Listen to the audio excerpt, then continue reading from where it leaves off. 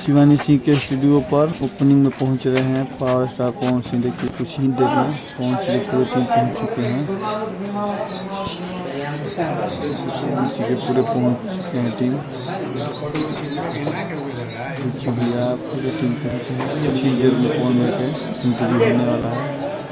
Video अच्छा लगे तो लाइक और शेयर दबा के शेयर कीजिए।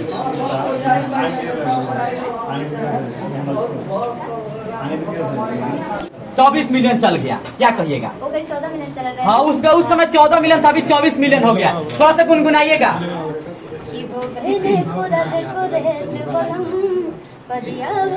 नीचे से बलम बेरे बेरे सड़के चरवाए न पेन लगा दे उड़ जाए सड़िया पढ़ा बन सड़िया का सड़िया से पहिरे के पड़ जाए। अच्छा शिवानी जी, आपके कहीं ना कहीं बहन प्रीति तराना भी आया सासाराम से, तो क्या कहेगा इनके लिए? यहाँ बहुत ही अच्छा है बहन है। अच्छा, आप दोनों साथ रहते हो हमेशा?